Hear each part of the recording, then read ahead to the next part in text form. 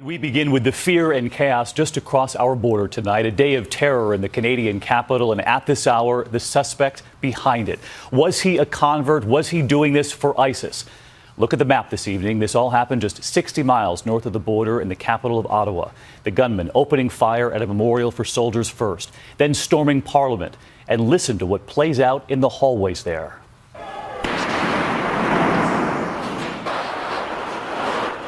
The Prime Minister raced to safety, the U.S. Embassy under lockdown.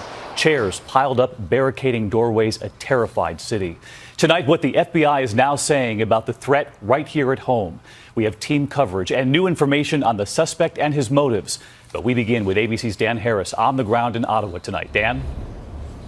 David, good evening. The shooting happened just down the street behind me. Much of this area still on lockdown as police conduct what they call an active and dynamic operation at this hour. This has been a day of terror in this normally quiet city, and it all started this morning. Running for cover, panic in the halls of Parliament and on the city streets. Police rushing to reports of shootings across the city, all within less than a mile. The fear? A series of coordinated attacks. The violence starting at Canada's National War Memorial. Just before 10 a.m., Nathan Cirillo, a soldier on duty in ceremonial uniform, shot dead by a gunman. Some bystanders rushing to help him, others in shock. Third shot and then fourth shot, and then he just took off. Yelled at all my guys. There's guys shooting, so everyone, get down, get down. Out of the way! Police, guns drawn, hunting for the shooter. We may have multiple patients. One soldier has been hit. Then, within minutes, another attack. This time inside a packed Parliament building just steps away. Lawmakers scrambling for cover. Dozens of shots echoing through the halls.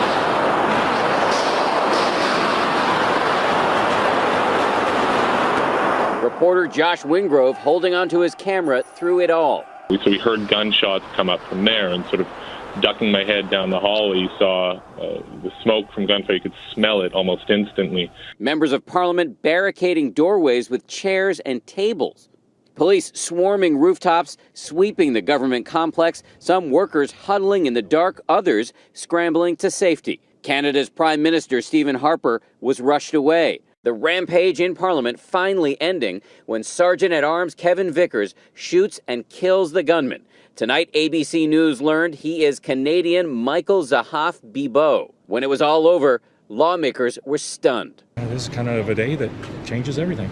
But the chaos isn't over. Get against the wall right now. The fear, another gunman potentially on the loose. To your left, out of the way. Blocks away, people are ordered off the streets and away from windows. Police swarming the city center. Down along the side of the building, hug the building. Ushering citizens to safety. By late afternoon, much of the heart of the city still on lockdown. You can tell we're in an area that is going through an emergency.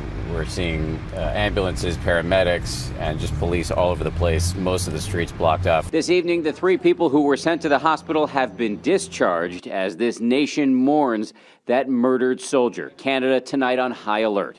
At times during the day, police thought there may have been more than 2 shooting locations. They thought there may have been a shooting as well at a local shopping center. Now they believe it was just at the War Memorial and in Parliament. The big outstanding question, though, police will not say at this hour whether they think there was more than one gunman.